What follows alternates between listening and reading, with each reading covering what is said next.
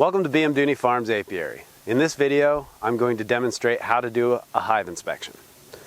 First, you'll want to make sure your smoker is going really well. And go in front of each hive and push some smoke into the entrance on both hives.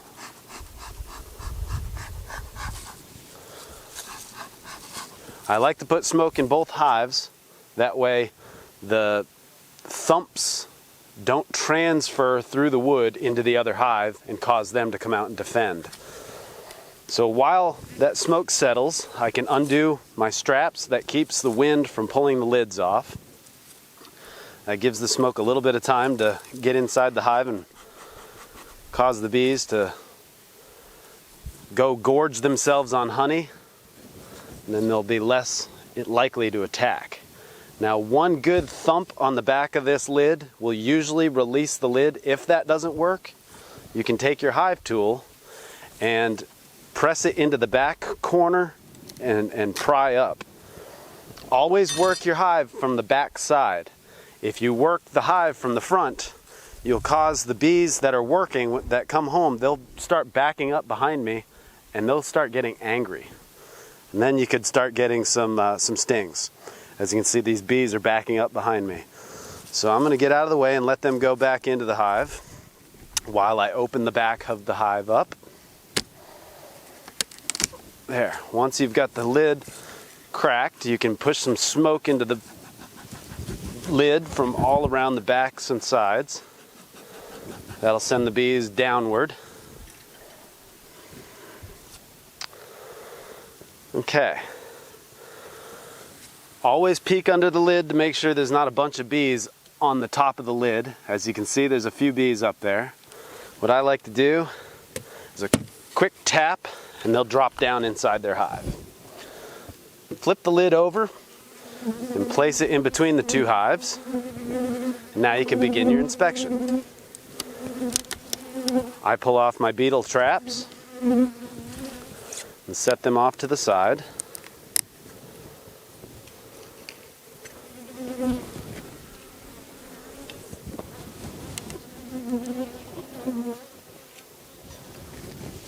Now there's two types of hive inspections.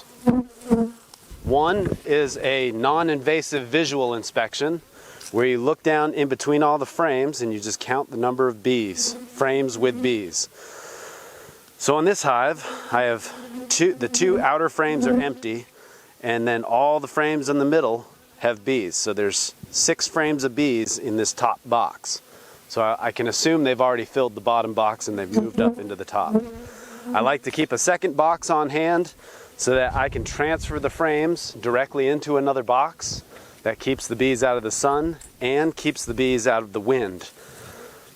All of that helps keep the bees calm while you do your hive inspection. So the frames are numbered in a consecutive order, starting from either side. It doesn't matter. But for me, I'll start on the right-hand side and I'll label this frame number 1, frame number 2, 3, 4, 5, and so on, all the way to 10. So I'll take out the first 2 frames that are empty, and I'll move them over into the empty box so those bees can stay busy while they're working. Now I'm getting onto the frames that actually have bees working, and this looks like about a half frame.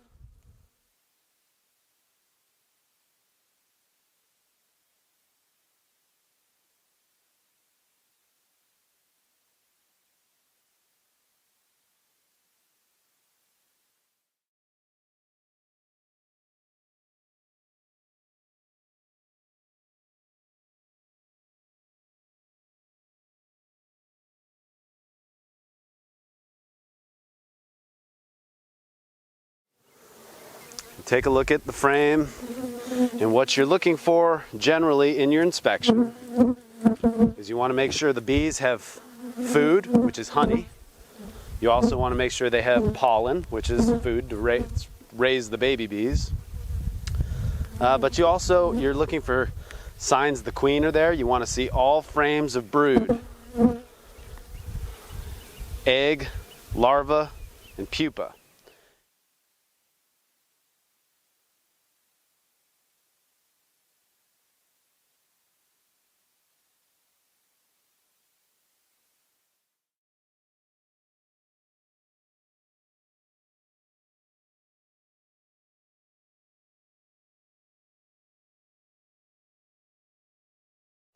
And if you see all frames of brood, then you know the queen is present and the hive is healthy. Now this hive has some Bur Comb down here on the bottom, and you can take your hive tool and you can gently scrape off that Bur Comb. That will help you not crush bees when you put it all back together. And most of the bees will get out of the way.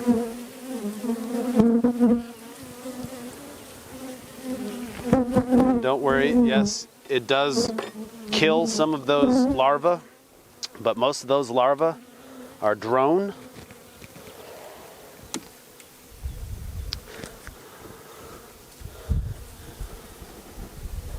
Shake these off, clean the larvae up, or the Bur Comb with larvae. Okay, and I can just set that down next to the hive. I'm going to keep going all the way across the top of this box. Move slowly or at a comfortable pace. You don't have to move fast.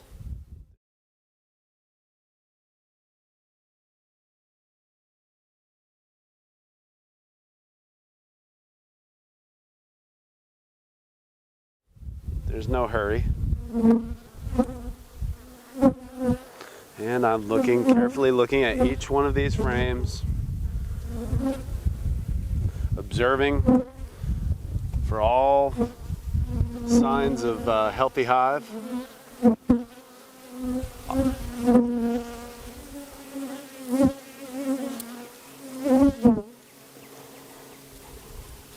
And I like to drop this Bur Comb back off onto the top of the hive so that any bees that are on it just drop back into their hive.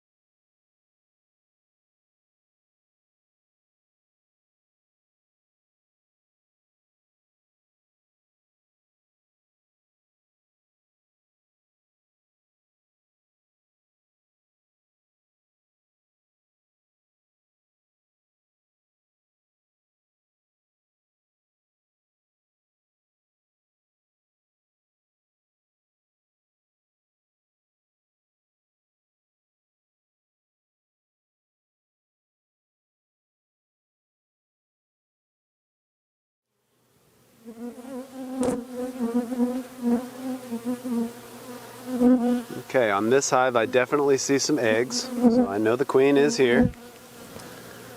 At least she's been here in the last 3 days.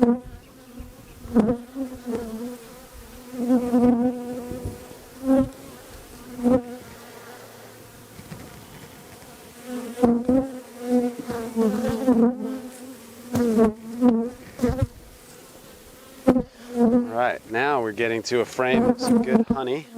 So I know that the bees have some food store. And it's going to be heavy. And this side's got honey as well.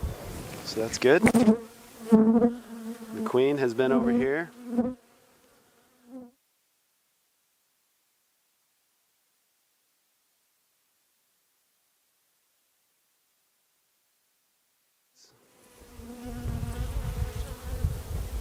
And the queen's been on this side laying eggs as well.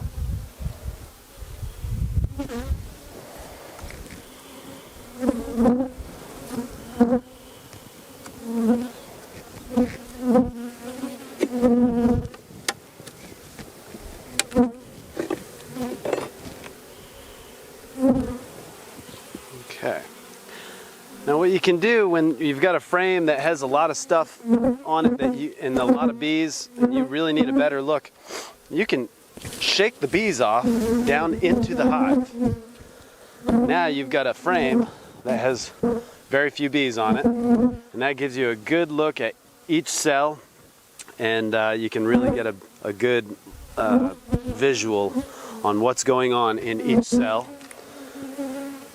I try not to do that unless I have to, because it can take the bees up to 24 hours to get back onto that cell and get back to work. So I definitely don't do that to every frame, but from time to time you need to do it. I got some bees hanging on this one, so we'll just tap them off. Alright, we've made it through the top box. Now it's time to go into the bottom box. It's important to keep your frames out of the sunlight too, because wax melts in heat. So the longer it's in the sun, the more wax on these frames, the more the wax is going to melt.